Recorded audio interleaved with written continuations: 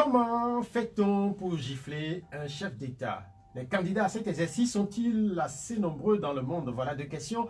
Mesdames, Messieurs, bonjour et bienvenue au D12 de Pyramide FM. Nous ajoutons une troisième question. Comment peut-on désigner cette prouesse qui consiste à augmenter les prix des produits pétroliers en ce moment? En ce moment, plusieurs champs de maïs font verser des larmes pendant que les prix du bol font réglementer les repas. La pandémie, l'état d'urgence, la hausse des prix au poste de péage, la taxe sur les véhicules à moteur, la conjoncture n'est pas bonne. Certains Togolais redoutent même une prochaine famine.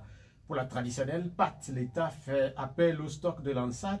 Cette réponse influe-t-elle déjà suffisamment sur les cris de détresse des familles? Cette semaine, c'est spécifiquement les familles des détenus politiques qui sont montées au créneau. On sait qu'un ministre du gouvernement avait certifié qu'il n'y avait plus de prisonniers politiques au Togo. Mais ceux dont les parents sont gardés en prison persistent, puis ils alertent sur l'état de santé de leurs proches.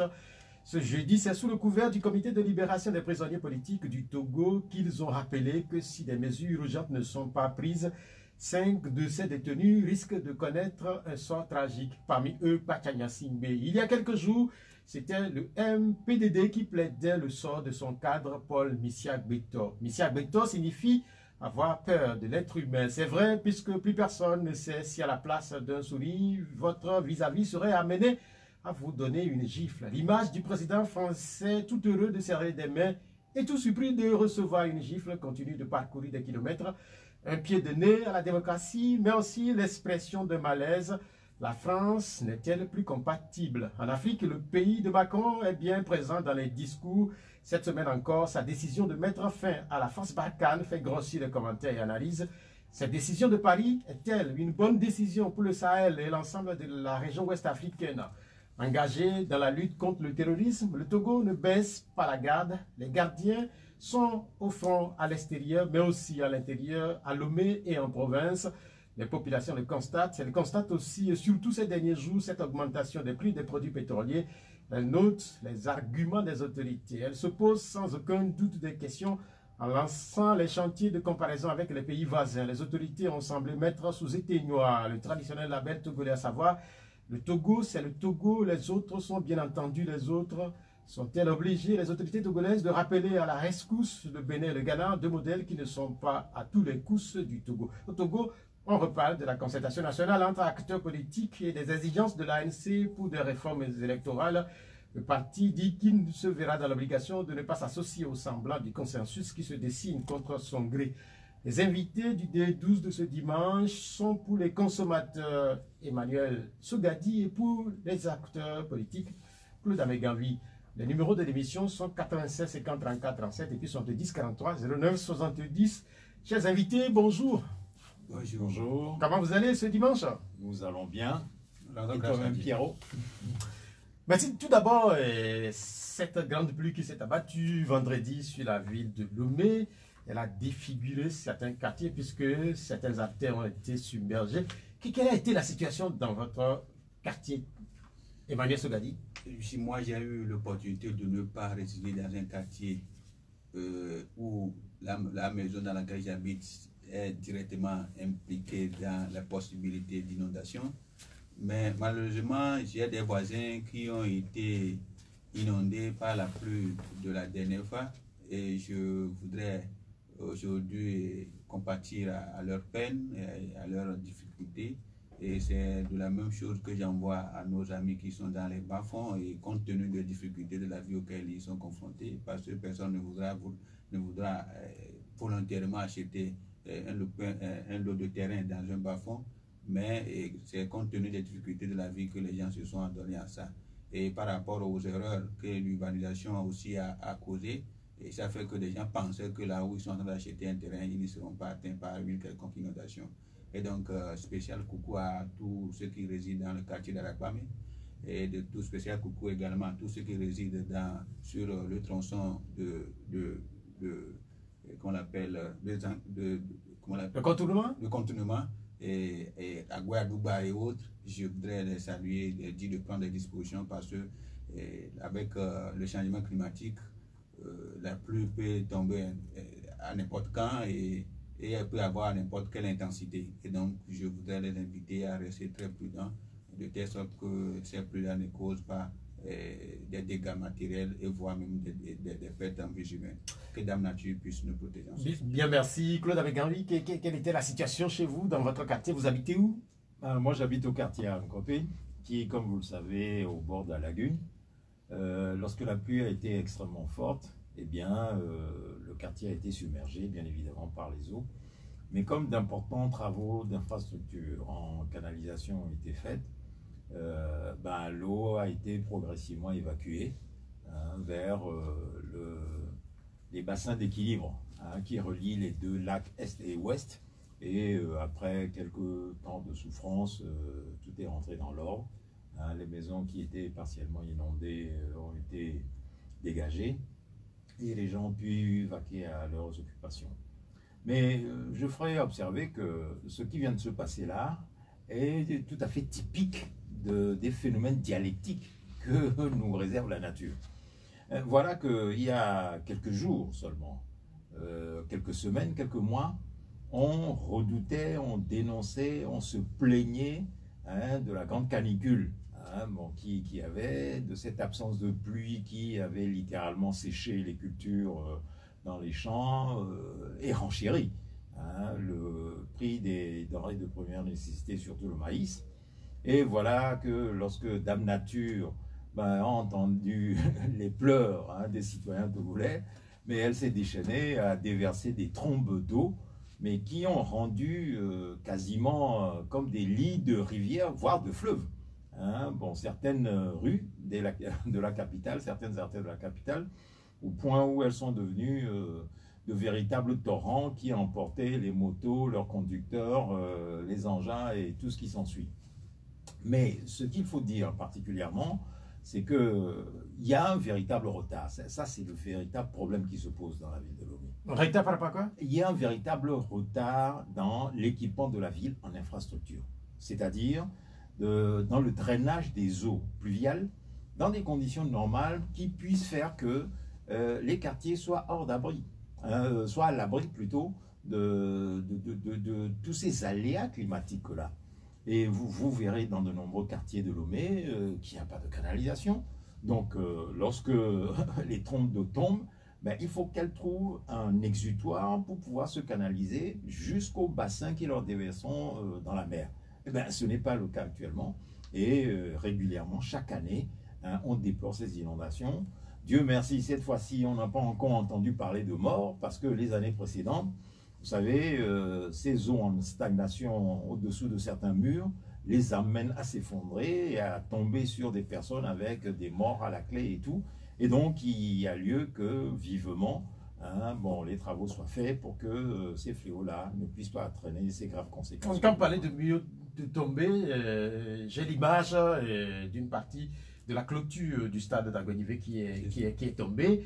Et on a vu également toutes ces vidéos, notamment concernant la nouvelle route en construction au niveau d'Adi de Gombe. Et puis aussi l'image du CHU de Lomé. Et on n'a pas compris. Ouais. Vous avez parlé tantôt des travaux qui ont permis à votre quartier de pouvoir faire face d'une certaine manière efficacement à cette difficulté. Mais certains autres quartiers de Lomé, malgré les travaux, ont eu des difficultés. La Goué, par exemple. Oui, vous avez cité le cas de CHU Sylvanus Olympio. Je crois que ce cas m'attire un tout petit peu. Je voudrais aborder ce sujet. En toute réalité, vous avez vu que les infrastructures hospitalières de CHU Sylvanus Olympio sont des infrastructures qui datent de plusieurs années. Et par exemple, les systèmes d'évacuation des eaux usées qui ont été mis en place à l'époque de la construction de cet hôpital, de ce centre hospitalier universitaire, ne sont pas adaptés à l'agrandissement des populations d'aujourd'hui et des nouvelles constructions. Ce qui fait qu'aujourd'hui, lorsque vous allez au CHU Sylvanus Olympio, vous verrez qu'il y a plusieurs caniveaux qui sont bouchés et qui ont besoin d'être épurés pour que lorsqu'il y a de grandes pluies telles que celle de la dernière fois, que les eaux puissent être évacuées facilement. Et donc, par conséquent, c'est la responsabilité de l'autorité de savoir est-ce qu'aujourd'hui nous avons l'obligation de construire un autre centre hospitalier de référence tel qu'on est en train de le faire au niveau d'Agua Échangeur, ou bien nous allons chercher à adapter les infrastructures de l'ancien centre hospitalier universitaire qui est le Sylvanus Olympio aux réalités, aux conditions actuelles avec l'agrandissement des populations. Maintenant, on est allé au niveau d'Agua Échangeur, et là où on est en train de construire également aussi l'hôpital de référence Saint-Péréguin semble être aussi dans un bas-fond. Et je me donnerais que des années à venir, que l'on ne puisse pas aussi envahir cet endroit. Peut-être si les autorités prennent des dispositions pour que les infrastructures puissent être adaptées à de pareilles situations, on ne pourrait qu'applaudir. Mais je doute fort que ces dispositions ne répondent vraiment à des besoins ultérieurs. Et donc, par conséquent, nous pouvons dire que c'est parce que l'urbanisation, je l'ai dit au début, l'urbanisation n'a pas répondu, ou bien l'urbanisation n'avait même pas existé. Dans le document, ça existait, mais comme le Togo a été un pays où la plupart des projets, on dit on va faire ceci, les gens prennent l'argent pour faire autre chose, mais l'urbanisation n'a pas été effective. Nous avons des ministères pendant des années, le ministère chargé de l'urbanisation, le ministère chargé de l'urbanisation. Je suis désolé de le dire, moi je n'ai jamais constaté qu'il y a un vrai projet d'urbanisation de la ville de Lomé et des banlieues qui prolifèrent aujourd'hui dans la capitale. Beaucoup disent que la saison des pluies a pris du retard et beaucoup ont prié pour que cette pluie arrive, et puis elle est arrivée de façon fracassante vendredi. Et au-delà de Lomé même, on a constaté que cette pluie s'est abattue sur plusieurs régions environnantes. Est-ce qu'il va falloir commencer par avoir peur pour la suite? Parce qu'elle a pris du retard, peut-être qu'elle va vouloir se rattraper. Oui, mais ça explique bien et ça illustre assez bien le phénomène du dérèglement climatique auquel nous assistons, et qui est le résultat, dans certains pays et sur certains continents, de l'urbanisation échevelée qui s'est développée ces dernières années, et contre lesquelles il y a eu tellement de conférences internationales avec des recommandations qui sont peu ou prou suivi par les États et parfois même pas du tout. Et voilà les conséquences. Il y a le fameux problème du trou dans la couche d'ozone qui protège la Terre, qui revient sempiternellement dans les discussions, et comme vous le savez. Et tout ceci doit emmener à ce qu'on prenne désormais conscience de la nécessité pour les hommes de respecter la nature. Et ce n'est pas le cas aujourd'hui. Alors, dans le cas de notre pays, le Togo, bon, ces catastrophes climatiques-là, elles sont cycliques. Moi, je me rappelle de ce qui s'était passé dans les années 60, où tout à fil de Lomé, surtout les quartiers proches de la lagune, étaient tellement inondés qu'il y avait ces images d'Épinal avec le fameux et tristement célèbre feu général Yadema, chaussant de grosses bottes et passant dans les flaques d'eau et tout. Bon, ça a quelque peu disparu un certain temps. Comme tu l'as dit tout à l'heure, Pierrot, on a attendu la pluie pendant longtemps, et puis quand elle arrive avec une force telle que c'est comme si elle avait économisé les trompes d'eau qu'elle aurait dû déverser en temps et en heure pour les restituer à un moment donné. Bon, les choses sont ainsi faites. Mais tout cela également amène à la nécessité d'avoir des services de prévision qui fassent leur travail. Je parlais d'une météorologie nationale, mais qui est de droit dans tout pays. Dans tout pays, un service météorologique doit pouvoir être à même de prévoir l'intensité des inondations ou de la pluviométrie qui doit survenir dans une période donnée, à 1 ou 2 jours près. Parce que lorsqu'on observe la formation des nuages, on a une lecture pour les gens qui sont des professionnels. Mais elle se fait de plus en plus. Oui, non, mais tout à fait. Mais sauf qu'au Togo, on n'a pas ces équipements. Oui, mais en fait, pour le Togo, vous avez des bulletins qui sont fréquemment partagés. Oui, mais la question, c'est que lorsque les bulletins sont là, mais quelles conséquences ça entraîne pour les populations en termes de recommandations, en termes de précautions à prendre par les populations pour éviter d'être frappées par ces catastrophes-là? Bon, c'est ça le problème qui se pose. Et donc, c'est tout un tas de mesures intégrées qui doivent être planifiées. Et ça me permet de revenir tout à l'heure sur le problème du CHU Sylvanus Olympio que vous avez évoqué à l'instant. Mais cet hôpital est devenu un mouroir, et on ne peut pas comprendre aujourd'hui, en l'an 2021, que ce premier centre de référence médicale de tout le territoire du Togo soit dans un état de décrépitude et de déliquescence pareil. Alors, on dit généralement que on l'a laissé devenir un mouroir pour lui donner le nom de Sylvanus Olympio. Quelle ignominie d'abord. Et pour moi, réellement, s'il fallait réellement faire quelque chose aujourd'hui, cet hôpital devrait être complètement rasé et être reconstruit à neuf. Parce que les normes sur lesquelles elle a été construite sont dépassées depuis.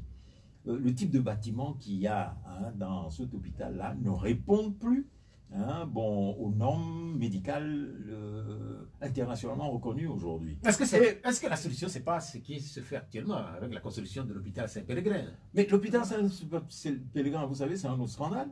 Parce que vous avez un bâtiment de ce type construit en préfabriqué dans un pays chaud. Mais c'est une aberration des plus folles. Et vous verrez qu'à peine cet hôpital sera terminé, quelques temps après, vous allez voir qu'il va commencer à se dégrader à une vitesse grand V. Un bâtiment fait en structure métallique qui, en cas d'incendie, résiste très peu. Vous avez vu comment le grand marché de Lomé a brûlé? Surtout la partie supérieure de la toiture qui est faite en structure métallique.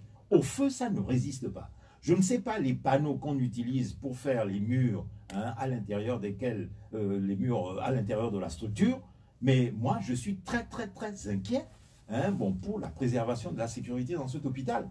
Et donc, vous voyez le temps qu'on met d'abord à le faire, et la zone où on l'a construit ensuite, et ce problème général qui se pose de ce que nos hôpitaux sont mal équipés. Est-ce que parce qu'on construit l'hôpital Saint-Pélégrin, et on ne peut pas trouver un scanner au CHU Sylvanus Olympio, Campus et autres, etc. C'est clair que c'est tout un problème qui fait que le pouvoir actuel a abandonné les Togolais à leur sort en matière de santé et prône aujourd'hui un développement de la médecine privée parce que là, bon, ils ont leur genre. Et qui en font du business. En fait, le dit de cette façon aussi. La santé publique est laissée pour compte dans notre pays et c'est absolument honteux. Vous ne pouvez pas dire que c'est totalement abandonné sur la situation. Si on prend l'exemple de la Covid, la réponse ou les réponses qui sont données par les autorités, ces réponses sont visiblement relativement efficaces. Lesquelles, par exemple? Mais quand vous allez... Le CHR n'était pas dans cet état avant.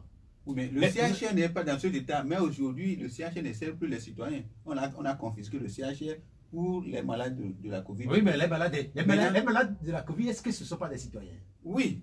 Maintenant, est-ce que l'effectif de ceux qui sont aujourd'hui au CHR Lomé commune, par rapport aux malades de tous les jours, ceux qui attendent d'être reçus, d'être consultés au CHU Sylvanus Olympio, au CHU Campus et dans les autres CMS des quartiers périphériques, ils dépassent ceux qui sont les malades covidiens.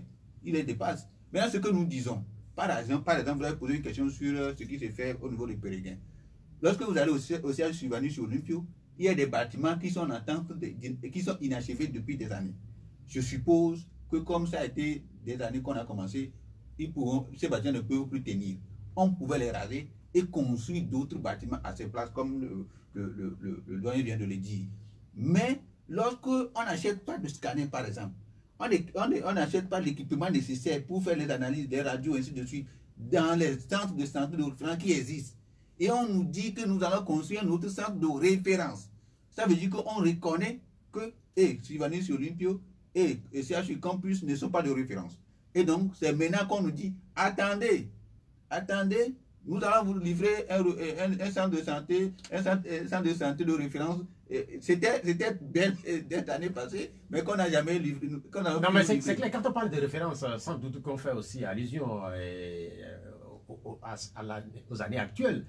Le centre CHU Sylvanus Olympio, le CHU Campus était construit il y a plusieurs années déjà. Ces centres sont sans doute relativement dépassés. En tout cas, la référence que les consommateurs veulent, que les patients veulent, c'est là où ils peuvent aller pour être traités, pour trouver des solutions à leurs problèmes de santé. Avec tous les équipements. Avec tous les équipements nécessaires. Je vous dis par exemple, il y a une de mes cousines qui est malade. On est allé dans un centre de santé, dans une clinique privée.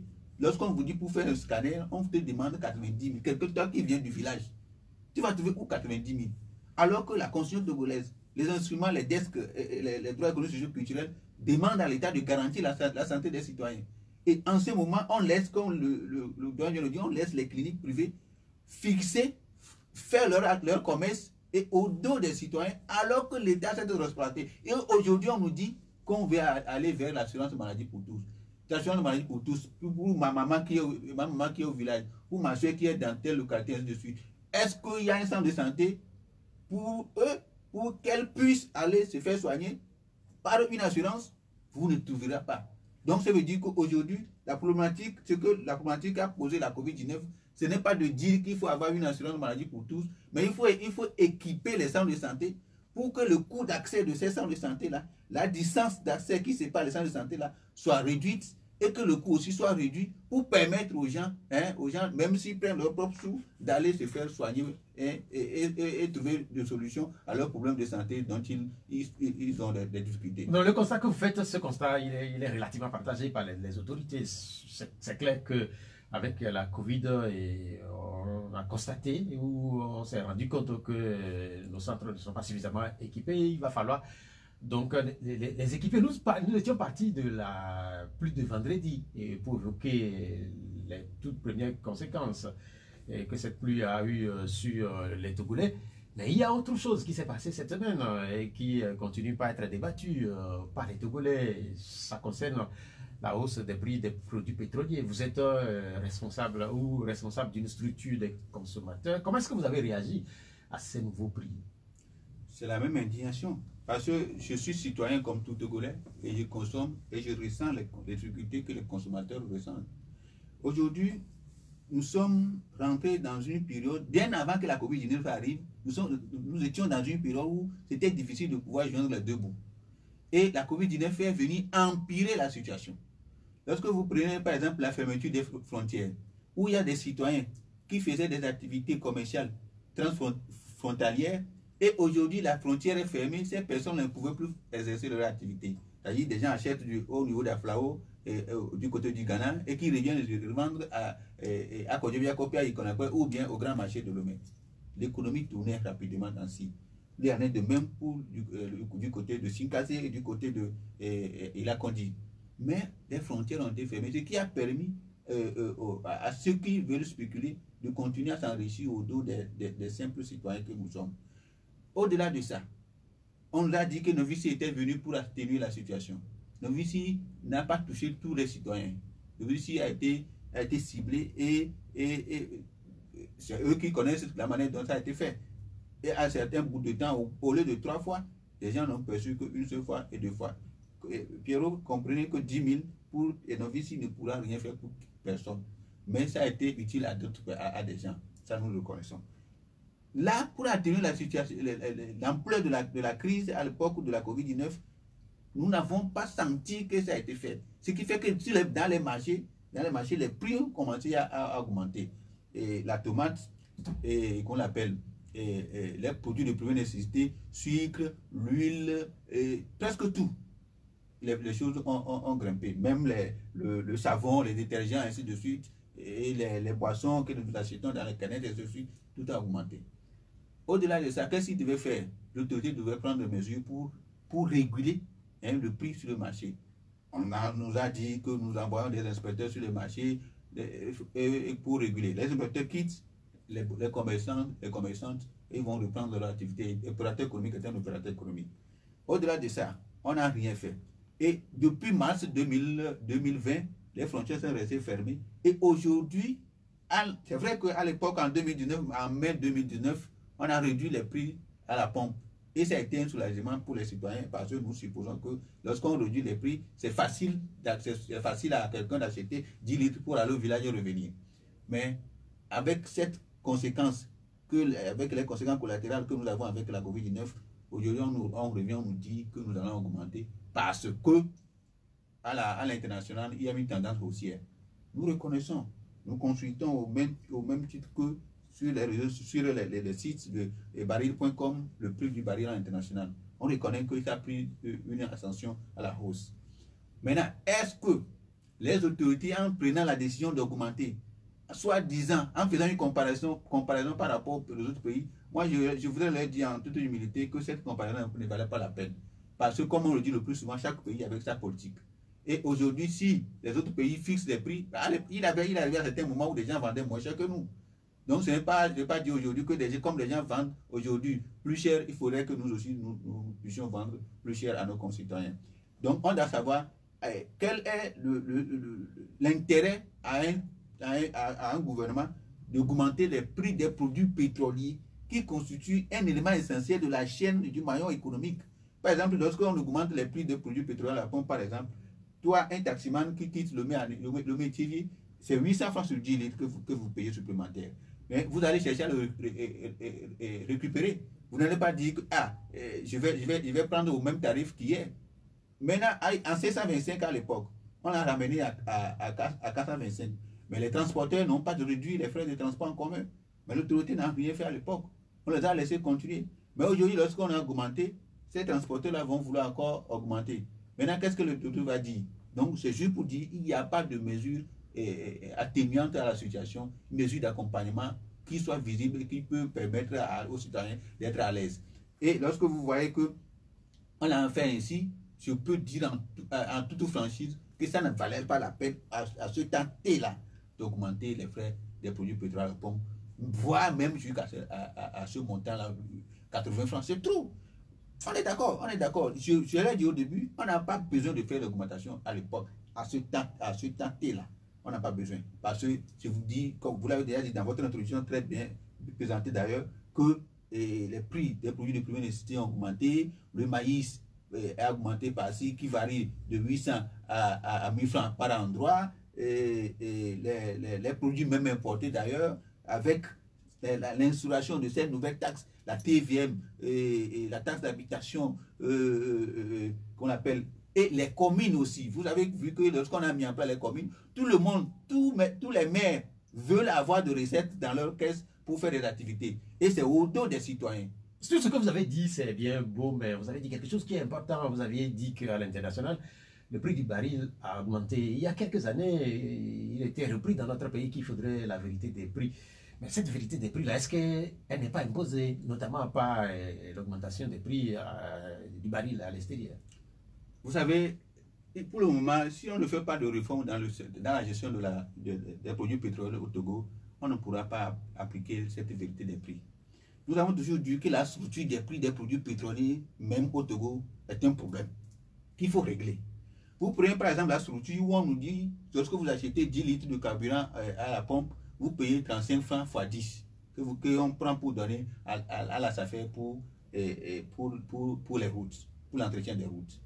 Et lorsque vous rachetez votre voiture, vous allez payer le TVM et la TVM, et c'est pour donner aussi à la SAFER pour les routes. Lorsque vous passez par le péage, vous payez 500 francs et on donne toujours ça à la SAFER pour les routes. Avec quoi vous passez au péage? Avec quoi vous achetez le produit pétrolier? Le seul moyen de transport que vous avez aujourd'hui, vous avez 3 taxes là-dessus. Et pour le même besoin. C'est un exemple. Lorsque vous prenez le PDSP, péréquation pour la dette antérieure du secteur pétrolier, on nous dit, on prélève pour dire que lorsque nous aurons une dette, que nous pouvons rembourser cette dette. Depuis des années, sur 1 litre, on prévoit les dettes éventuelles que nous payons. Et lorsque vous rentrez dans ça, il y a plusieurs taxes sur taxes qu'il faut revoir. Lorsque, par exemple, au Niger, on vend les produits pétroliers, par exemple le super, à 540. Retenez que le Niger vient dans les pays dans nos pays côtiers, dans un pays côtier, transporte le produit dans le pays et il retourne pour y vendre à 540. Nous qui sommes un pays côtier, en réalité, nous ne supportons plus les frais de transport que ceux du pays côtier supportent. Ça veut dire que ça devait nous bénéficier. Ça devait nous bénéficier en tant que pays côtier. Et c'est la chance que nous avons si nous résidons dans un pays côtier, parce que les produits pétroliers sont servis tout au long de la côte. Mais merci beaucoup pour cet éclairage. Nous allons écouter l'acteur politique, Claude Abeganvi. Comment est-ce que vous réagissez à cette augmentation? Mais je dis que c'est un scandale, parce que en réalité, le mécanisme de péréquation sur ces produits-là ne fonctionne pas. Or, tout gouvernement responsable doit être à même de, disons, mettre en place, de suivre et d'adapter ces mécanismes-là. Vous savez, ces mécanismes valent aussi bien pour des produits type pétrole, hein, c'est-à-dire les ressources énergétiques, que pour les produits agricoles et tout le reste. Hein, tout le monde a connu, disons, les caisses de stabilisation des produits agricoles, l'ancienne OPAT et puis les autres organismes qui le remplacent aujourd'hui. La règle est la même, à savoir que lorsque les prix sur les marchés internationaux sont à la hausse, on prévoit une cagnotte, hein, bon, pour compenser la perte du pouvoir, hein, la perte du gain, hein, que cela pourrait entraîner pour les producteurs. Et donc ici, la perte que ça pourrait entraîner pour les consommateurs de manière à ce qu'il y ait une relative stabilité des prix. Ça, c'est la première chose. Quelle est la structure qui le fait dans notre pays?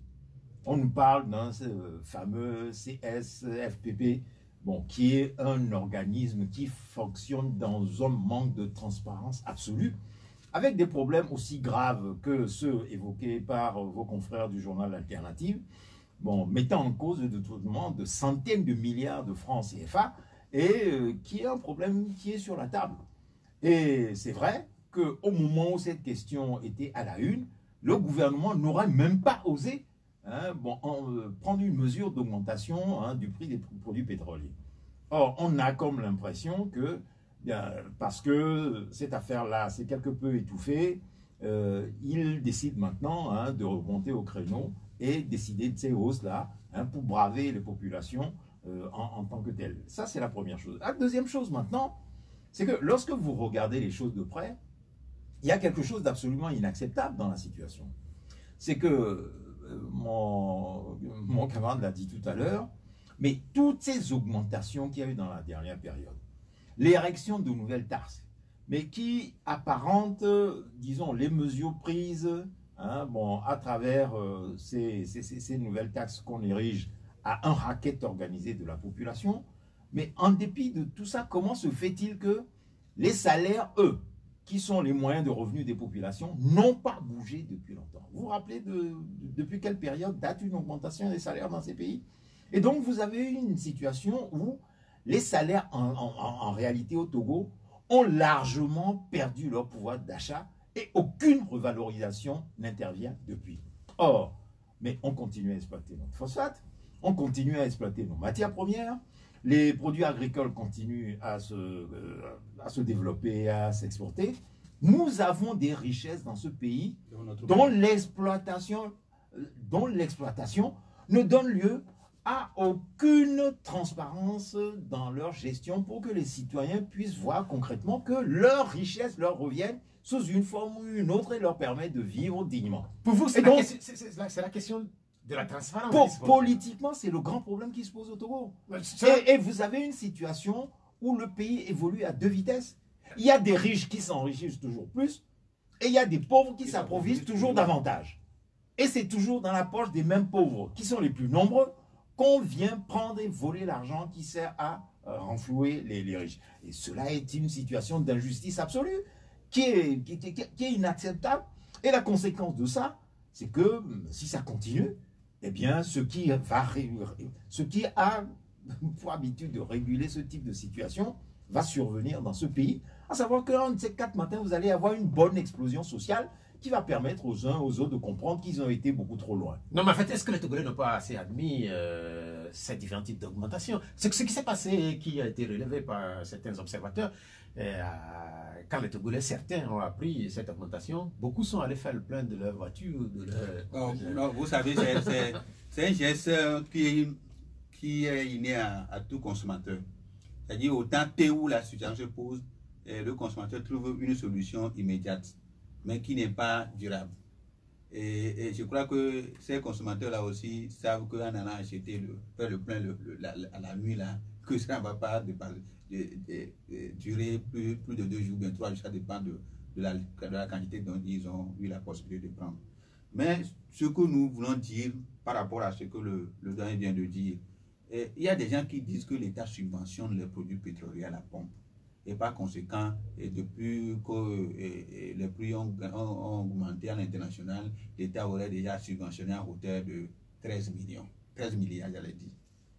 Mais ce qu'ils oublient, c'est que ce qu'on appelle subvention à ce niveau, ce n'est pas l'argent que l'État a pris quelque part pour verser, pour verser dans la cagnotte pour dire revendre le produit à tel prix à mes citoyens. C'est le fait de renoncer à certaines taxes dans la structure des prix que l'État suppose étant un manque à gagner pour lui en termes de recettes prévues, que l'État dit que j'ai subventionné. Donc, or, cette structure des prix que l'État a prévue en début d'exercice, alors en début du mois, en début de la période où le prix a commencé par grimper, c'est de ces citoyens-là que l'État a prévu, que l'État a prévu prendre cet argent. Mais ce sont ces mêmes citoyens qui disent que nous ne sommes pas capables de pouvoir supporter ça. Parce que si, par exemple, vous avez prévu au début du mois de mai, maintenir la structure des prix telle qu'elle était hier, et vous vous rendez compte, par exemple, que le prix a diminué à l'international, qu'est-ce que vous avez décidé de faire? Est-ce qu'eux, ils diminuent les taxes pour nous? Non. Ils ne les diminuent pas. Vous avez vu, c'est pourquoi nous avons dit il faut une réforme en bonne uniforme dans le secteur pétrolier pour que la vérité, la structure des prix, par exemple, les autres pays, c'est chaque mois. Vous avez, on le dit, mais qu'est-ce qui se passe chaque mois? Chaque mois, par exemple, nos collègues du Bénin, nos collègues de la Côte d'Ivoire, nos collègues des autres pays francophones, nous sommes tous ensemble, on discute tous les jours. Par exemple, on est aujourd'hui le combien? On est aujourd'hui le 13. Le 13. Jusqu'au 28 ou bien 27, nos collègues du Bénin vont se retrouver avec les autorités du secteur pétrolier du Bénin pour proposer la structure des prix pour le mois suivant. En ce moment-là, si c'est 2 francs qui augmentent, ça ne va pas peser sur la vie du consommateur. Et si ça diminue, on diminue aussi. C'est ce qui fait que le prix là, on ne va pas supporter l'augmentation sur une longue période. C'est ça, sur une longue période. En ce moment, ça ne pèse plus sur nous et ça ne pèse plus aussi sur le gouvernement pour dire est-ce que je vais réduire, est-ce que je vais augmenter. Parce que dans cette situation, tout le monde est acculé en termes de réflexion. Quel type de réflexion nous allons faire, quel type de stratégie nous allons adopter et quel type de solution nous allons adopter. Et en tant qu'association des consommateurs, est-ce que vous discutez souvent avec les autorités? Vous savez, les autorités ont l'habitude de poser leurs actes comme elles le veulent. Et nous, au niveau de la Ligue des consommateurs du Togo, nous, on s'est dit que nous sommes une organisation de consommateurs. Nous avons toujours attiré l'attention si les gens ne veulent pas nous associer à ce qu'ils posent comme acte. Vous nous tendez vos micros, nous allons informer les auditeurs et auditrices de ce que nous posons comme acte. Nous ne sommes associés à rien. Parce que nous sommes informés autant que comme les traders.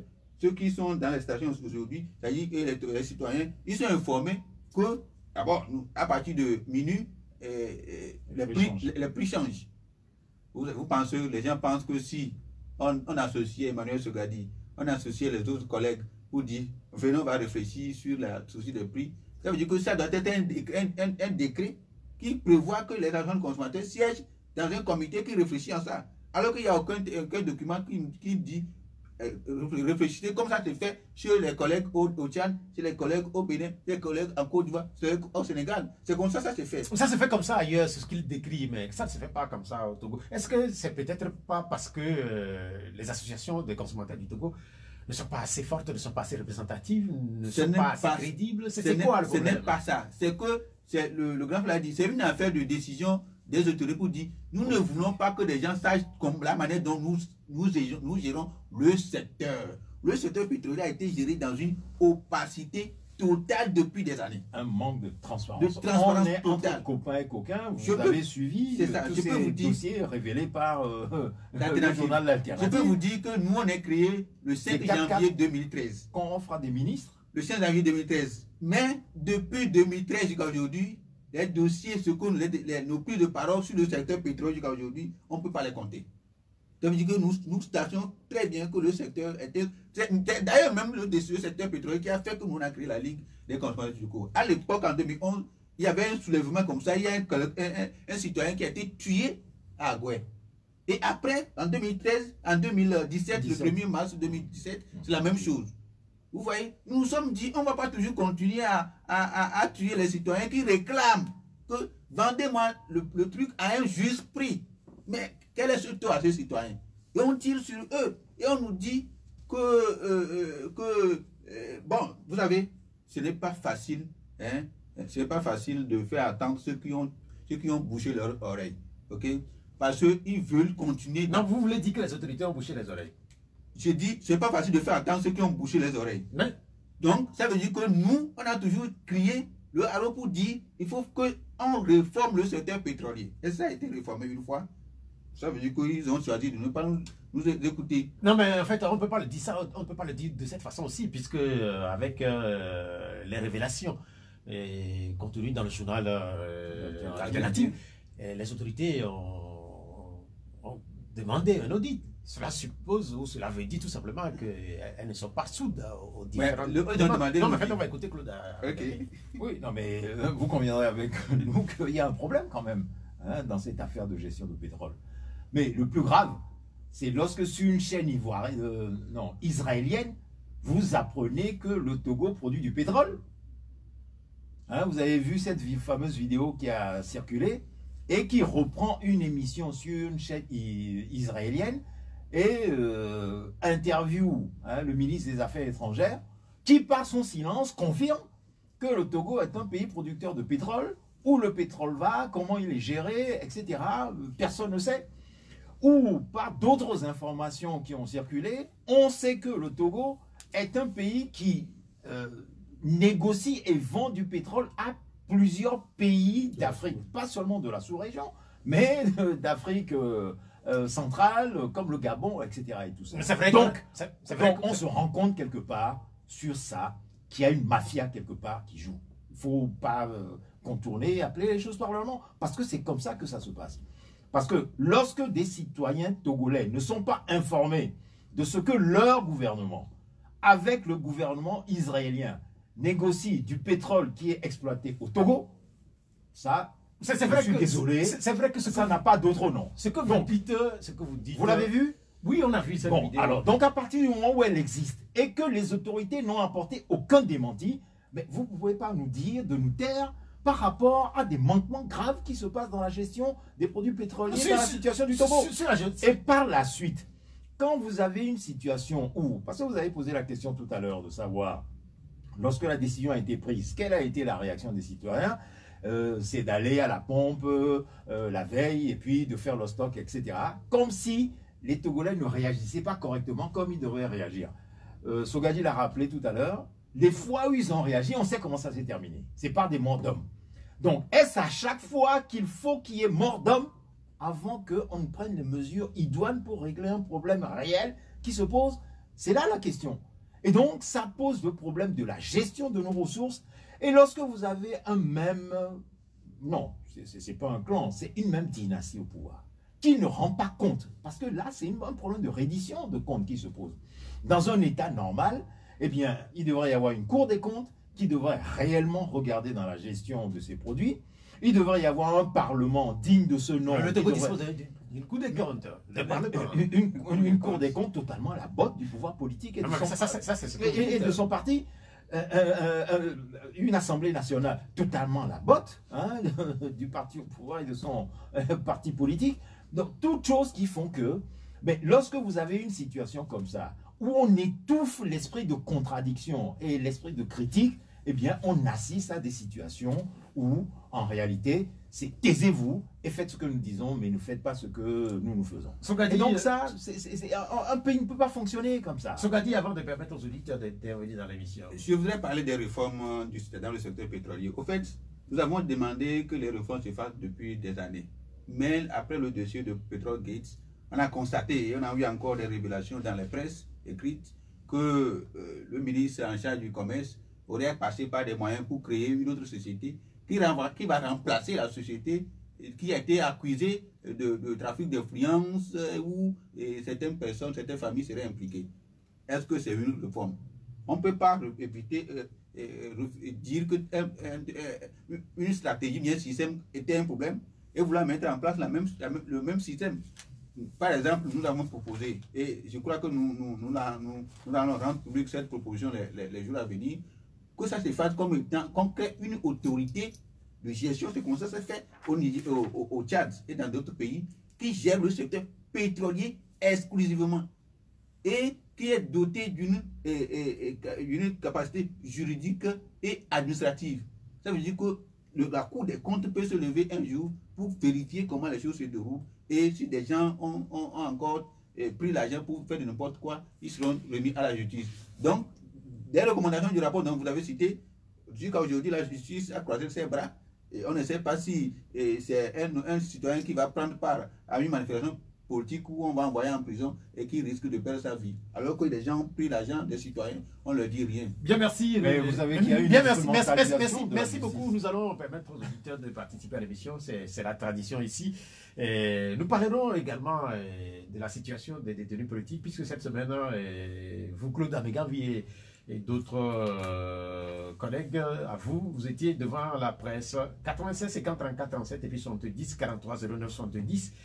Ce sont là les numéros de notre station. Nous avons donc les deux invités, Emmanuel Sogadi pour la Ligue des consommateurs du Togo, c'est ça? Oui. Et puis Claude Améganvi du Parti des travailleurs.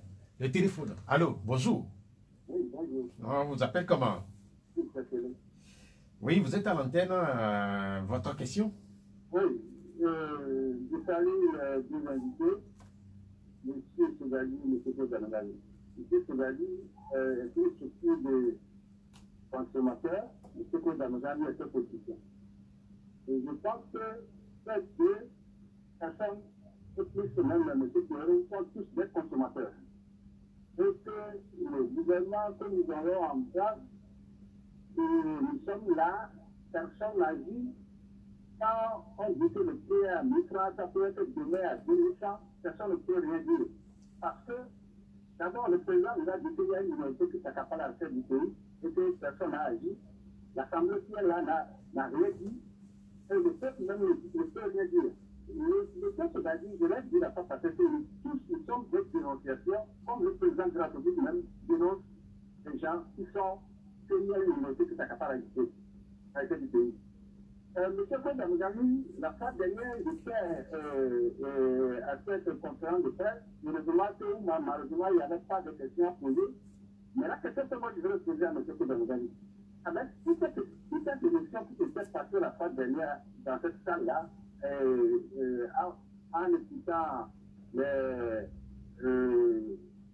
témoignages, vraiment, est-ce que il faut aujourd'hui s'attendre à ce niveau, venir à la radio pour parler et aller ici par là? Est-ce qu'il n'est pas souhaitable d'aller avec M. Sogadi, avec l'association, aller verser le chef de l'État? Il faut trouver des moyens pour rentrer à la présidence pour voir le chef de l'État pour lui parler. Est-ce que vous n'avez pas ce moyen, que vous avez tapé et que ça n'a pas pu réussir? Non, c'est noté, c'est noté. S'il vous plaît, Pelé, c'est noté votre question. C'est une question concrète à Claude Améganvi. Oui, non, moi je répondrai tout simplement à M. Pelé que ce qu'il demande là, nous l'avons déjà fait. Puisque lorsque nous avons écrit notre mémorandum pour exposer la situation de ces prisonniers politiques arbitrairement détenus dans les pénitenciers du Togo, nous l'avons adressé à 4 autorités. La première personne est le président de la République togolaise. La deuxième, Madame le Premier ministre. La troisième personne, le ministre de la Justice. Et la quatrième, le ministre responsable en charge des droits de l'homme. Ils l'ont reçu et nous leur avons demandé de bien vouloir nous indiquer, d'abord de libérer ces personnes pour la cause desquelles nous plaidons. Et ensuite, nous l'avons adressé à toute une série d'institutions en charge de cette problématique, notamment la Commission nationale des droits de l'homme, qui a autorité au Togo à régler les cas d'arbitraire et autres. Et depuis lors, rien n'est survenu. Alors, qu'est-ce que M. Pelé veut que nous fassions de plus? Bon, nous avons fait notre travail, nous avons investigué, et je lui rappelle que notre comité a été constitué suite à aux arrestations arbitraires de Mme Brigitte Adjamako-Johnson et de M. Gérard Diossou, qui peu de temps après, sur la base des pressions qui ont été faites par les uns et les autres, ont été libérés. Mais pendant le temps où nous développions la campagne pour la libération, nous avons appris qu'il y en avait beaucoup d'autres qui étaient également détenus.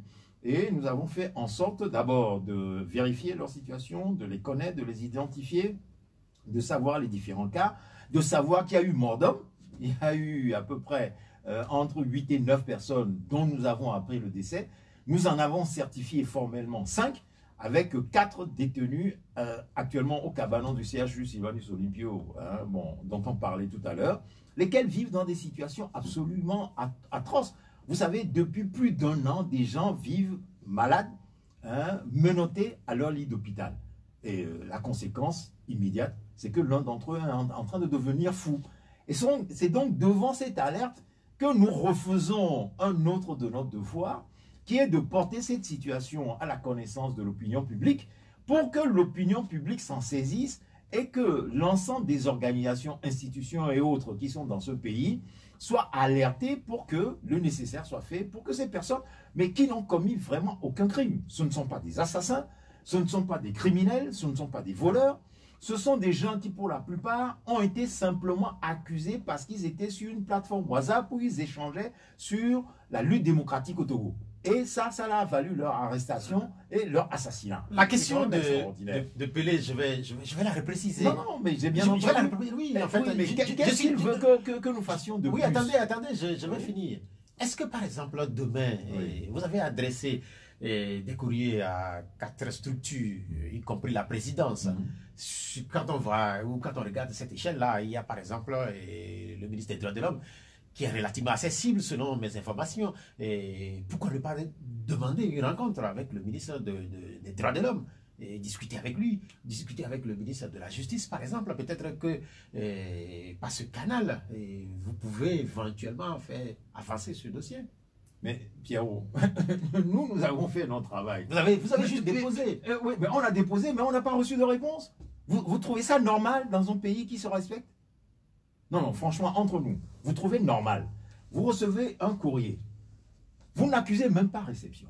Parce qu'on n'a pas reçu d'accusés de réception. De certaines institutions, on a reçu des accusés de réception.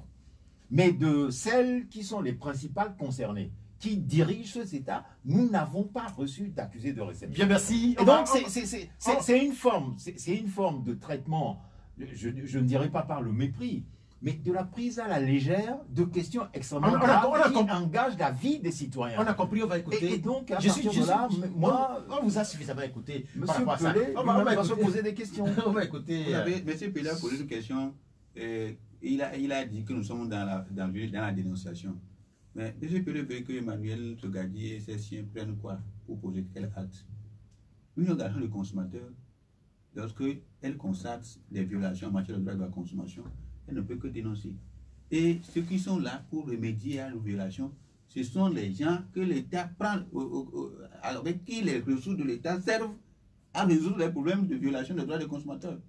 Et citoyens que nous sommes, consommateurs que nous sommes, je l'ai déjà dit, j'ai donné des exemples. Tu ne dis pas que c'est ce qui fait que les consommateurs n'arrivent pas à revendiquer. Les consommateurs revendiquent. Moi, je suis fier que, à ces temps-ci, les citoyens interpellent les gens sur leurs droits de la consommation. Hier, lorsque tu trouves un citoyen, bien un élève en route, sur une route, j'allais dire, il ne pourra pas te dire le droit des enfants. Aujourd'hui, tout le monde sait ce qu'on appelle le droit des enfants. C'est notre mission. Nous allons continuer à sensibiliser les gens sur vos antennes pour que les gens sachent que le droit de la consommation, ce n'est pas que nous allons croiser les bras, pour qu'une organisation de consommateurs, une organisation consumériste puisse venir poser les actes à notre place. Par exemple, lorsqu'on lui vend au bord de la route, au lieu qu'on lui remette 200 francs, on lui donne 50 francs. C'est Emmanuel Togadi qui va venir à la place où il a acheté pour qu'on lui restitue le reliquat. Ou bien, c'est ça. Donc, notre travail, c'est ce que nous sommes en train de faire. D'abord, les gens n'ont qu'à savoir que nous n'avons aucun financement de nulle part, que nous faisons avec nos moyens de bord, et c'est Dieu seul qui sait comment ça se déroule. Et grâce à lui, on se débrouille. Mais que eux aussi, qui sont des consommateurs, que tout le monde sache que le droit de la consommation est personnel. Nous, on ne fait que leur rappeler leurs droits de citoyens. Le droit de la consommation qui est inné et qui est personnel à eux. Bien, merci. On va retourner au téléphone pour le deuxième auditeur après Pelé. Et nous avons un autre auditeur. Allô? Allô, bonjour Pierrot. Bonjour. C'est M. Colani depuis Agouer. Oui, comment vous allez? Je me sens très bien. Ok, votre question? Oui, je salue vos invités. Et vous avez déjà posé la question à celui qui est chargé pour la consommation, là. Parce qu'ils n'ont pas le représentatif. Et c'est pourquoi nos gouvernants en face ne les considèrent pas. C'est une réalité. tout le monde est consommateur, que ce soit des chefs de l'État, n'importe qui. Je leur ai déjà posé cette question, même suggéré certaines propositions. Faites en sorte que beaucoup adhèrent. Donnez votre numéro. Faites la cour aux gens. Les syndicalistes, les enseignants, les infirmiers, les corps constitués, sur toute l'étendue du territoire. Et quand on va communiquer, je pense que la mayonnaise va prendre. Mais si c'est pour passer sur les antennes seulement dénoncer, je pense que le gouvernement en face, ceux qui sont en face, ne nous prendront pas au sérieux. Moi qui te parle ici, je suis un consommateur et je vous apprécie. Vous avez dit que ces choses tout de suite là, comme vous n'avez pas de moyens, ce n'est pas vos moyens. Oui, quand on va adhérer tous, on va cotiser.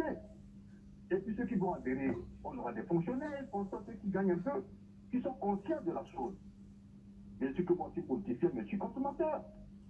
Donc je peux défendre certaines choses. Mais du moment où on ne fait pas cette conscience pour élever dans la population, vous allez voir que c'est vous seul, avec votre bureau, et puis les chefs, vous allez dénoncer, et on n'ira pas loin.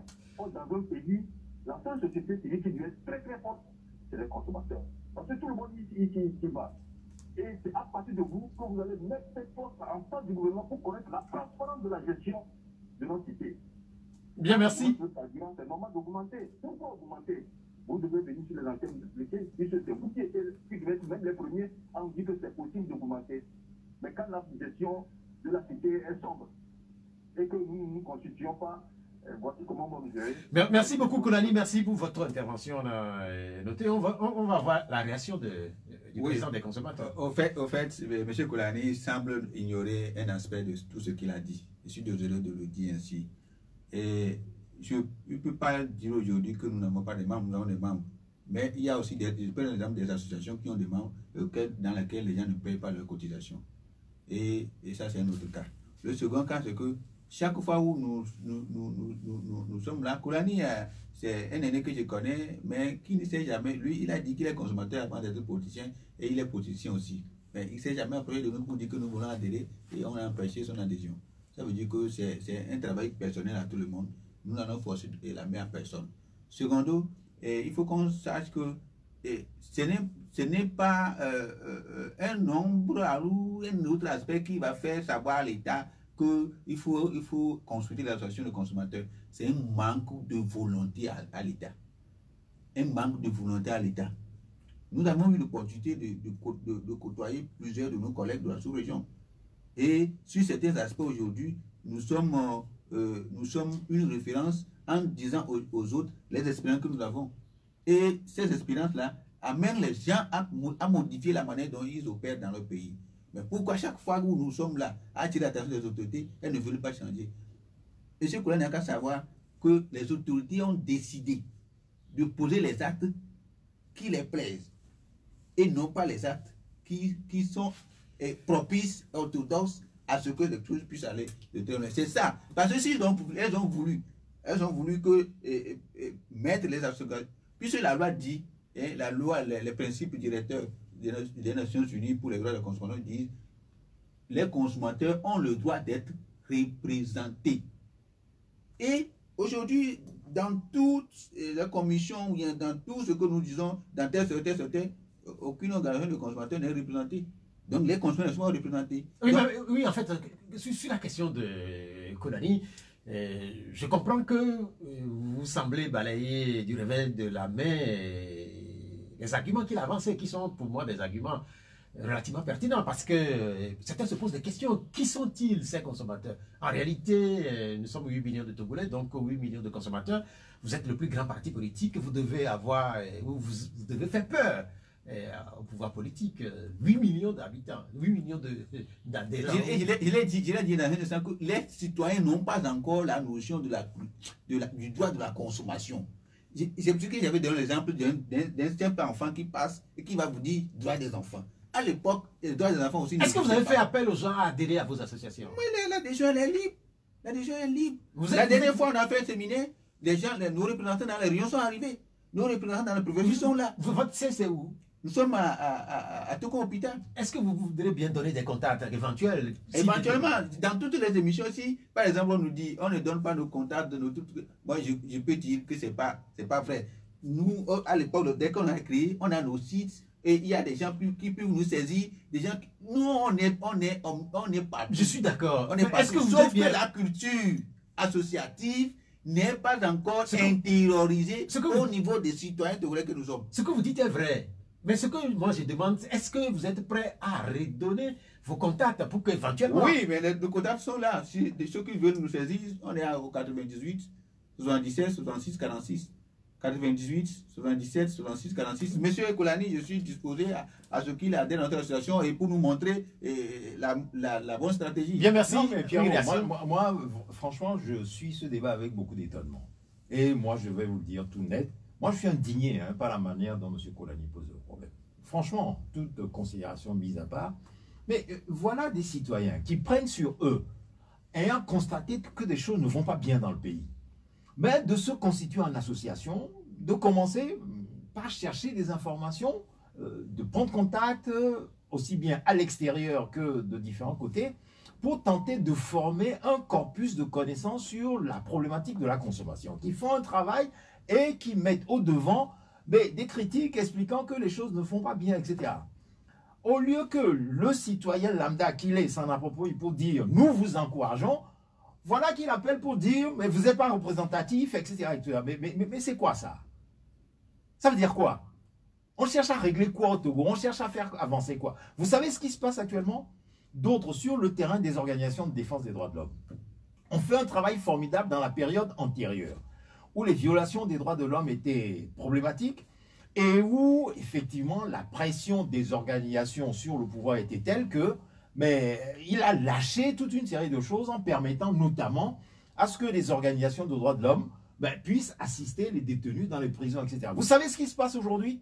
C'est qu'il est interdit à toute une série d'organisations de défense des droits de l'homme d'assister les détenus dans les prisons. Est-ce qu'il sait ça?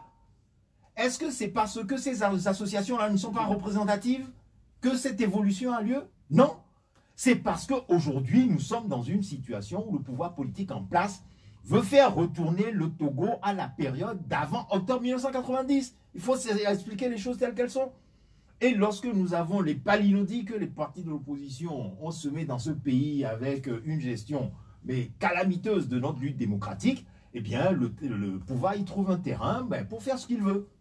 Mais le rôle des citoyens comme eux, c'est de peser pour que les choses soient rétablies et que les droits qui soient les leurs ne soient pas bradés, qu'ils soient conservés. Bien, merci. Et je suis désolé, ce n'est pas ce qu'il est en train de faire. On a noté, je suis désolé, franchement. On a noté votre réaction aussi. Nous allons avoir le 30e auditeur. Allô? Oui, bonjour. Bonjour. C'est commis. Oui, vous êtes à l'antenne. Oui, j'ai 3 questions. Posez, première, posez s'il vous plaît 2 questions. Ok. Pour M. Sogadi, on a formé une partie civile à la fête des 30 Gate en première instance. Ça n'a pas voulu marcher. Nous sommes à la cour d'appel. Est-ce que cette fois-ci ça peut marcher? Sur ce que vient de dire M. Kolani, moi je le prends sur un autre côté. C'est-à-dire, une fois la décision de l'État venue, les partis concernés, c'est-à-dire syndicats de conducteurs de taxi-moto, on devrait se rencontrer et trouver une solution et faire un acte qui peut faire replier le gouvernement. De cela, moi, je vais accentuer. Maintenant, deuxième préoccupation, c'est à vous-même le DG. J'aimerais savoir la différence entre un point de presse et une conférence de presse. Et à ce jour, pourquoi ceux qui nous dirigent fuient les médias? C'est-à-dire cette manière de venir expliquer, voilà ce que je veux faire. Voilà ce qui me pousse à le faire. Pourquoi ils fuient? Parce que, entre-temps, Maura avait dit que l'État n'achète pas. Et dans les lignes budgétaires, on n'a pas de lignes de démonstration que le dossier de Tondel sera fait du fond. Maintenant que eux-mêmes viennent de préciser qu'on investit 13 milliards, pourquoi ils fuient de venir nous expliquer? Merci. Bien, merci pour les 2 préoccupations. Oui, merci à l'auditeur pour ces 2 questions. la première question, je voulais lui dire, au fait, le dossier qui en appelle au niveau de la Cour d'appel n'est pas la constitution en partie civile de la LCT. Et c'est le procès en diffamation contre le Ferdinand Haïté et son journal L'Alternative, qui est qu'on appelle, Ferdinand a fait un appel par rapport à la décision en première instance. Et donc, le dossier a été renvoyé pour trois mois et je crois que les 3 mois vont finir, on ira voir ce que ça va donner. Maintenant, pour la constitution en partie civile de la LCT, et je peux vous dire que nous sommes constitués en partie civile. La caution a été fixée à 300 000 francs, nous avons payé la caution. Mais depuis lors, le juge d'instruction n'a pas daigné appeler notre avocat ni nous-mêmes pour nous dire les premières suites à donner à cette affaire. Mais je peux vous rassurer qu'au niveau de la Ligue des consommateurs de Gaulle, le dossier est toujours, nous avons toujours maintenu notre constitution en partie civile. La justice, elle est lente. Nous avons des stratégies à adopter et nous les ferons ressortir au moment opportun. Pour le reste, bon, présumons de la bonne foi de la justice et continuons à croire à ce qu'un jour, un juge aura le courage de prendre une décision dans cette affaire pour qu'on puisse éclairer la lanterne des citoyens sur cette affaire de Petrolgate.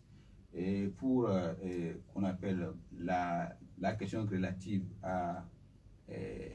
au financement du secteur pétrolier par les fonds de l'État et selon ce que le ministre Bara aurait déclaré entre-temps, je crois que ça a été une confusion du ministre parce que comme il n'est pas financier, il n'a pas peut-être pu analyser les chiffres et comment les imputations se font. Je crois que ça a été ce qui est à l'actif de sa déclaration.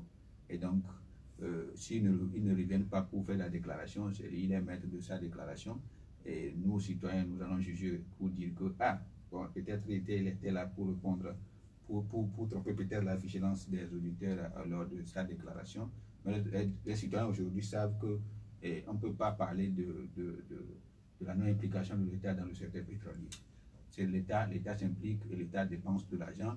Et la preuve que ils nous disent, lorsque nous renonçons à des taxes, ce sont des manques à gagner et c'est une estimation que nous faisons et c'est dans le budget de début d'année. Et donc, ça veut dire que l'État investisse. Bien, merci. Sur la question de la conférence de presse et du point de presse, en réalité, le point de presse, je dirais juste que c'est la petite sœur de la conférence de presse. Il s'agit pour une structure, lors d'un point de presse, de venir déclarer quelque chose devant la presse. Ça doit impliquer dorénavant forcément la presse. Mais elle n'est pas longue parce qu'elle ne réserve pas une grande partie pour les questions. On peut peut-être une ou deux questions. Et la structure peut aussi dire qu'elle ne veut pas de questions, c'est juste faire une déclaration devant la presse. Mais la conférence de presse, ça donne une possibilité aux journalistes, après une déclaration liminaire, très souvent, de poser des questions d'éclaircissement et ça prend beaucoup plus de temps. Je ne sais pas pourquoi notre ami a posé cette question. Je ne sais pas si il a en projet l'organisation d'une conférence de presse ou d'un point de presse. Et voilà pour ce que je voudrais dire par rapport à son intervention. Nous allons reprendre la route du téléphone. Allô? Oui. Bonjour. Oui, c'est le côté. Allô? Bon, oui, c'est Pelé. Je vous ai dit, pour les deux invités, M. Kozanogami et M. Duvali, M. Kozanogami a dit que le premier plan, c'est d'aller voir les officiers et ils ont refusé, bien ils ne nous ont pas expliqué. Maintenant, quel est le deuxième plan? Qu'est-ce qu'il faut faire? Je l'avais dit la fois passée à M. Duvali, il faut appeler, c'est-à-dire, il ne faut pas attendre que des gens vont venir vous joindre pour dire qu'ils vont adhérer à votre station. Nous tous, nous sommes déjà adhérés. Appelle-nous et nous allons sortir. C'est tout. Il faut les deux, il faut se joindre et vous allez organiser quelque chose pour appeler la population. Et on va voir si le chef de l'État va. Non, mais en fait, Pelé, à vous appeler par exemple à une manifestation, à vous appeler à une assemblée générale, qu'est-ce que vous voulez? Non, mais il faut appeler. C'est-à-dire, on nous a dit que le chef de l'État a dit qu'ils ont déjà déposé au chef de l'État tout. Il n'y a pas suite. Maintenant, la consommation est là, on a train de consommer. Maintenant, s'il faut attendre le peuple, comment il faut faire? Ok, on a noté. Mais merci beaucoup, Pelé, pour votre deuxième Non, passage. moi, je peux donner une réponse rapide, hein, monsieur Pelé. Mais dans un cas comme dans l'autre, la suite naturelle, lorsqu'on prend une position qu'on fait connaître pour contester, c'est d'appeler les populations à réagir. C'est là où on fait la pression la plus efficace. Sauf que nous sommes en période de Covid et les manifestations sont interdites pour l'instant. Qu'est-ce qu'il veut qu'on fasse? Donc, pour l'instant, on est bloqué. Mais en fait, est-ce que vous ne pouvez pas faire un plaidoyer il faut dire. en allant directement? C'est ce que moi je vous disais Pierrot, tantôt. Non, mais plaidoyer, mais on le fait de Il tous faut les côtés. dire que les citoyens doivent s'indigner. Il y a plusieurs moyens de s'indigner. Ce n'est pas seulement une manifestation qui amène les gens amène les gens à savoir que les gens s'indignent par rapport à une situation. Mais si les gens ne s'indignent pas, par exemple, Pelé a appelé, qu'on appelle, Colani a appelé, d'autres ont appelé, et dans leur prise de parole, on sent qu'ils ne sont pas d'accord sur l'augmentation des produits pétroliers. C'est-à-dire qu'ils sont en train de manifester leur mécontentement par le fait qu'ils le dénoncent. Mais des gens sont proches des ministres, des gens sont proches de ceux qui prennent des décisions aussi. Mais indignez-vous auprès de ces gens-là, pour que les gens sachent que dans la population que vous êtes, que vous venez, que vous retournez vers eux, c'est ce que les gens disent. Il y a plusieurs moyens de s'indigner, mais que les gens ne disent pas forcément que s'indigner, c'est manifester. Et c'est aller dans une manifestation organisée. Mais Ce n'est que. oui, ce n'est que. Ce n'est pas que ça. C'est-à-dire, on a compris. Ce n'est pas que le fait d'aller. Le fait de rapporter même vos propos au ministre tout à l'heure, c'est que vous n'êtes pas d'accord. C'est une indignation. Que vous êtes indigné. C'est ça. Bien, parce merci. que le ministre l'a dit à l'époque, moi, il est sur un plateau de mission télé, moi, je lui ai fait savoir qu'il n'était pas bien indiqué pour répondre à cette question. Parce que le ministre de la fonction publique qui dit qu'il n'est pas ministre de l'économie et des finances. C'est vrai que c'est un ministre qui a occupé plusieurs portefeuilles, mais qu'il attend que le ministre de l'économie et des finances réponde à cette question. Bien, merci. Le téléphone pour notre auditeur à pas Pelé. Allô? Allô? Non, l'auditeur, est-ce qu'on l'a? Non. Donc, nous allons continuer par écouter Claude Abegambi, qui nous parlait des détenus politiques. Et parmi ces détenus-là, on a dit que certains sont malades. On a vu, surtout il y a quelques semaines, des images d'une plaie visiblement béante de Bachania Singh. Vous l'avez rencontré? Non. Si vous permettez, excusez-moi Pierrot. Sur la question des relations et des échanges que le comité pour la libération des détenus politiques a eu avec qu'on appelle les organisations telles que la présidence et le ministre des droits de l'homme et la CNDH. La justice. Je vais parler un tout petit peu de la CNDH. Vous voyez, au niveau de la Ligue togolaise des droits de l'homme où je suis chargé de projet, il y a eu des cas ainsi où on a eu à alerter des autorités de haut niveau dans ce pays. Vous êtes également membre de la LTDH? Je suis membre de la LTDH. Je fais partie de l'équipe technique de la LTDH aujourd'hui. Et on a échangé également. La CNDH a demandé à ce que nous puissions. Moi, je suis décidé de le dire, je vais le dire. De nous prouver, de nous donner les preuves de l'allégation de cas de torture. Qu'est-ce que vous comprenez par là? Comment une organisation, une institution constitutionnelle qui a été saisie par un cas de torture demande à une association de lui donner les preuves de cas de torture. Elle devait en principe automatiquement aller s'investiguer pour savoir si c'est vrai ou pas. Est-ce que les preuves là, c'est dans nos mains? C'est sur la personne qui est victime de cas de torture. Mais le problème de la CNDH, c'est une réforme totale qu'on doit faire. Parce que ceux qui sont aujourd'hui, je suis désolé, je n'ai rien contre eux en tant que personne, mais je suis désolé de le dire qu'ils font pratiquement rien pour protéger. Non, en fait, quand vous parlez comme ça, j'ai l'impression que vous n'avez pas de très bon rapport là. Pourquoi on n'a pas de très bon rapport? Oui, mais c'est visiblement quand je vous écoute. Oui, ça veut dire qu'il y a un problème quelque part. C'est pourquoi je le dis, pour qu'en tant qu'institution nationale des droits de l'homme, qu'elle puisse changer cette manière de faire. Claude Abegambi. Oui, mais c'est, je suis tout à fait d'accord avec M. Sogali sur tout ce qu'il vient de dire, puisque sous une certaine forme, nous avons vécu à peu près les mêmes choses. Parce que, oui, nous avons adressé notre rapport à la CNDH également, parce que vous savez, notre rapport se présente en deux volets. Il y a un rapport public qui a été diffusé, mis au niveau, à la disposition de l'opinion publique, et il y a une partie confidentielle de ce rapport qui a été adressée aux autorités. avec y compris le nom de certains agents des forces de l'ordre qui sont, disons, mis en cause, contre lesquels il y a des allégations de torture sur des prisonniers politiques. Et donc, nous nous attendions à ce que leur travail se fasse.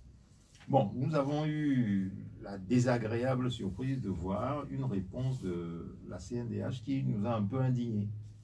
Parce que nous avons fait un travail de vérification, de collation d'événements, d'informations, de vérification, de croisement, qui nous a permis d'établir, disons, des faits avérés, sans prendre parti, et nous avons demandé aux institutions de faire leur travail.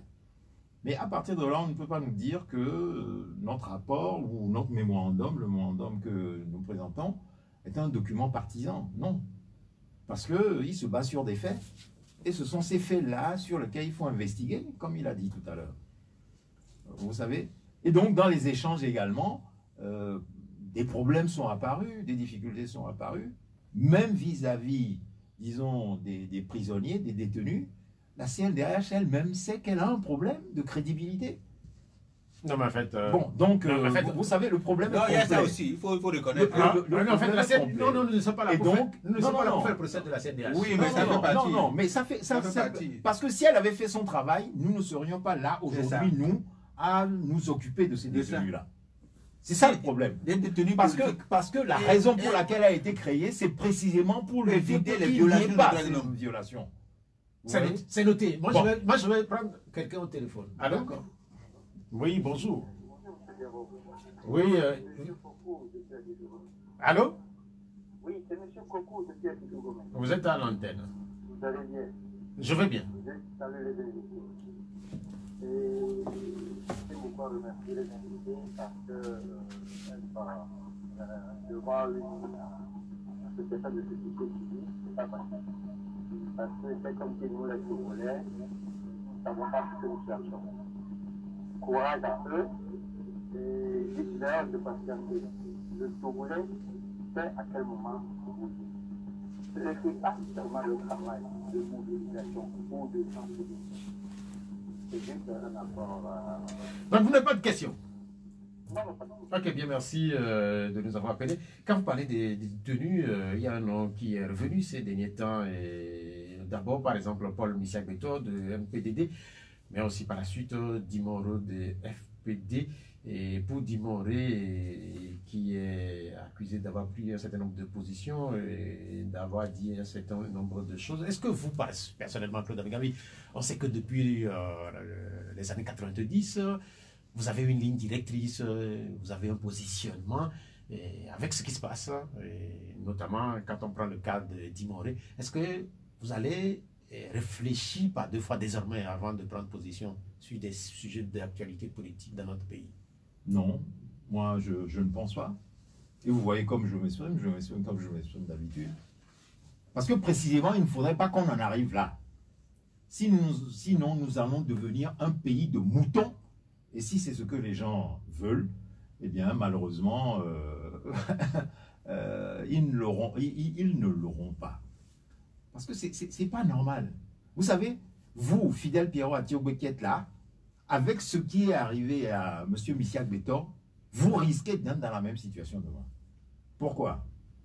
Parce qu'un de ces 4 matins, parce que quelqu'un, quelque part, aura décidé de s'attaquer à vous, que tel ou tel propos que vous avez tenu au cours d'une émission comme celle-là ne lui plaît pas, et qu'il faut vous chercher des noises, on viendra boucler votre quartier, vous enlever devant votre femme et vos enfants.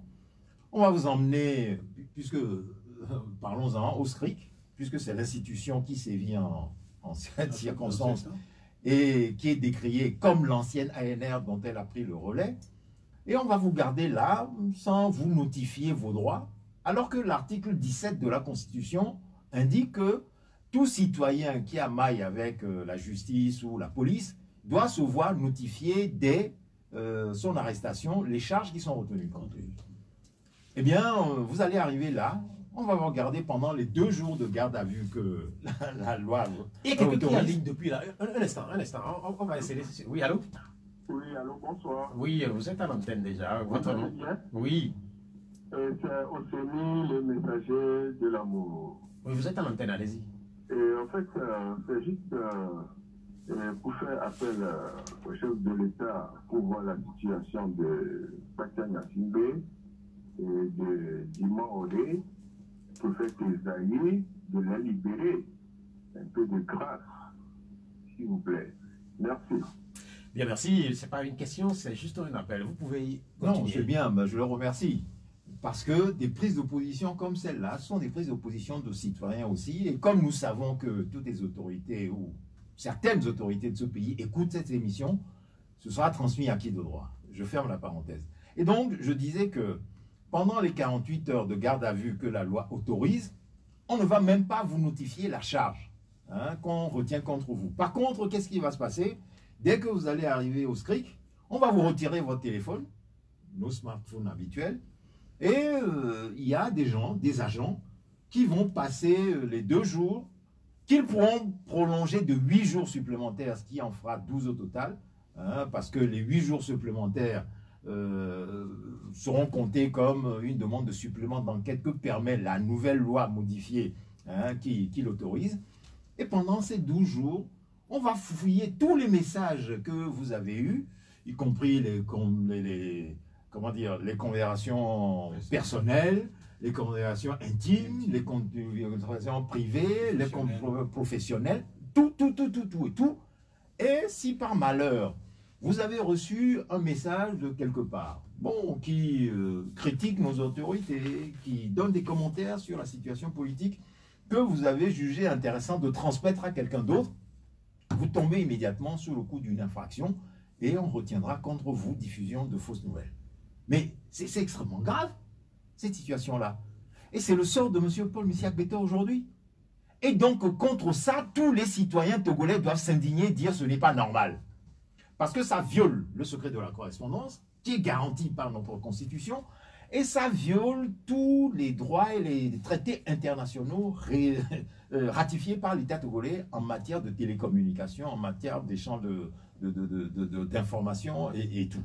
Et donc là, c'est une question de défense des droits des citoyens et des libertés qui sont garantis par notre Constitution et par les instruments internationaux, comme la Déclaration universelle des droits de l'homme ratifiée par l'État togolais.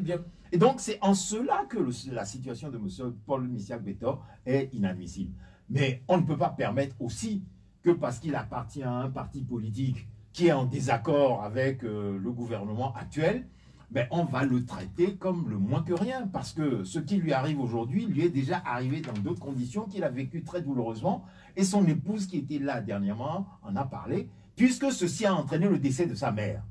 On l'a appris. Alors, dans quelle société sommes-nous? Nous allons, il nous reste encore 6 minutes, si vous permettez, évoquer notre sujet de l'actualité, à savoir les discussions à la concertation nationale, puisqu'on a appris que le parti politique de l'ANC menace de quitter cette discussion-là. Et je ne sais pas si, à votre dernier passage ici, on a évoqué ces concertations qui ont lieu depuis quelque temps. Et je ne sais pas si on l'a évoqué. Mais quel est votre regard sur ce qui se fait là, au niveau de cette concertation, les critiques de l'ANC, les menaces même de ce parti politique? On sait aussi que certains partis politiques ne croient pas en ce qui se fait là-bas.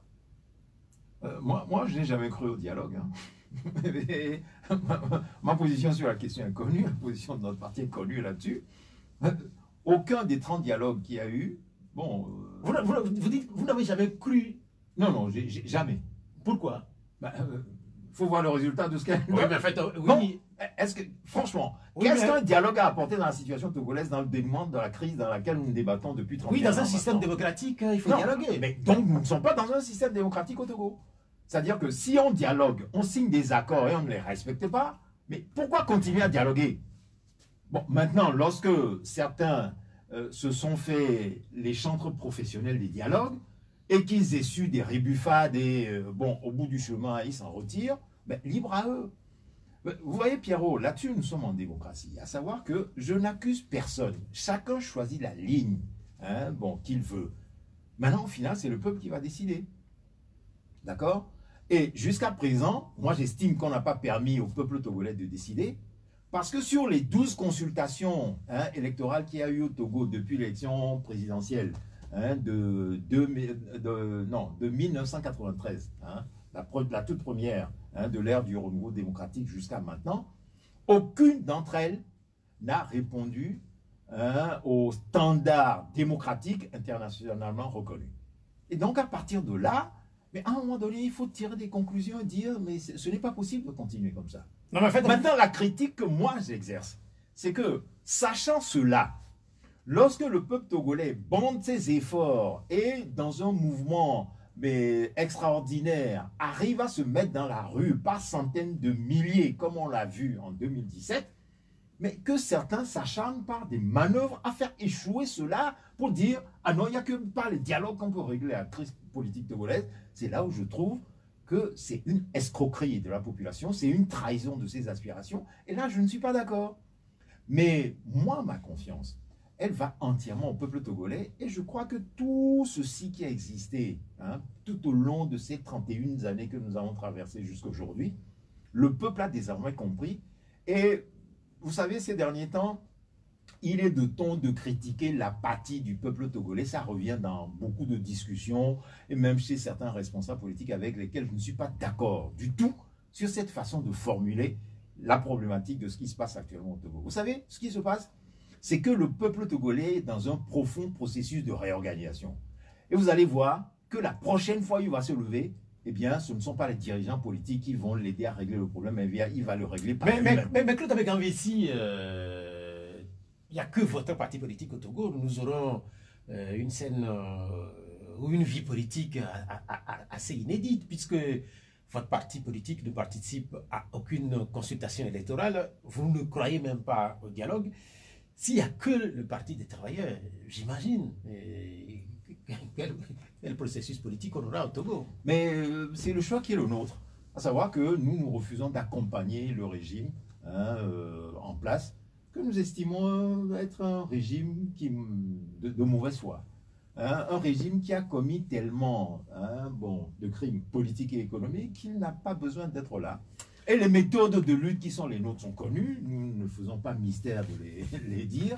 Nous comptons sur la population pour régler le problème et comptant sur elle, nous attendons qu'elle veuille bien prendre ses responsabilités. Mais merci. Cette semaine, il y a quand même eu beaucoup d'images, notamment celle des inondations dans certains quartiers de Lomé, mais aussi surtout cette gifle qui a été donnée au président français. Ça ne court pas les rues, en réalité, ça a été commenté abondamment un peu partout. Vous avez été surpris par ce fait-là? Comment est-ce que vous avez réagi quand vous avez vu les vidéos? Oui, en toute réalité, lorsque la gifle ça me fait rire parce que c'est pas facile de voir quelqu'un qui gifle son président en pleine manifestation. Au fait, en toute réalité, après les vidéos qui ont suivi et ce que j'ai encore visualisé ce matin montrent que les citoyens français ne sont pas d'accord sur la politique du président Macron. Mais la manière de le manifester et chiffrer un président, en toute réalité, on ne peut pas le conseiller à personne. On ne peut pas le conseiller à personne. Mais nous pouvons dire que les présidents à travers le monde entier doivent savoir que petit à petit, leurs citoyens prennent conscience, regardent ce qu'ils font, ce qu'ils posent comme acte ici comme ailleurs, et commencent à s'interroger et cherchent des stratégies par lesquelles ils vont le faire savoir que ce que vous posez comme acte, nous ne sommes pas d'accord, ainsi de suite. En quelques secondes, votre réaction par rapport à cette situation de Macron? Non, cet événement reflète l'état de le rapport, ce que pense une certaine frange de l'opinion française de M. Macron. Il faut constater les faits et puis ne pas aller au-delà. Ça aurait pu être plus grave pour lui, parce que dans l'histoire, on l'a vu. Bien, merci d'intervenir. Je ne sais pas si vous êtes haricot, vous êtes pâte avec des médecins, je ne sais pas si vous aimez le bouma. C'est vrai que la saison, elle est difficile. Qu'est-ce que vous mangez souvent? Moi à la pâte. À la pâte avec Ademé. Avec Ademé. Ce midi, je crois que c'est Djenkouma que je vais manger. Ah, parce que beaucoup ont dû réglementer désormais les 3 repas par jour. Certains sont passés à 2 parce que le prix du bol du maïs est passé autour de 850 et ça frôle même les 900 francs CFA. Merci d'être venu, que Dieu vous bénisse. Continuez pas à répondre à nos invitations chaque fois que nous faisons appel. Emmanuel Sogadi, je rappelle que vous êtes le président de la Ligue des consommateurs du Togo. Et Claude Améganvi, le parti des travailleurs, l'émission. Et secrétaire du comité pour la libération de tous les prisonniers politiques du Togo. Merci. Merci à toi, Pierrot, de nous avoir invités. Merci pour l'ajout. Merci à Vincent Selas Bogakou pour la mise en œuvre technique. Je suis Pierrot Atiobé. Au revoir.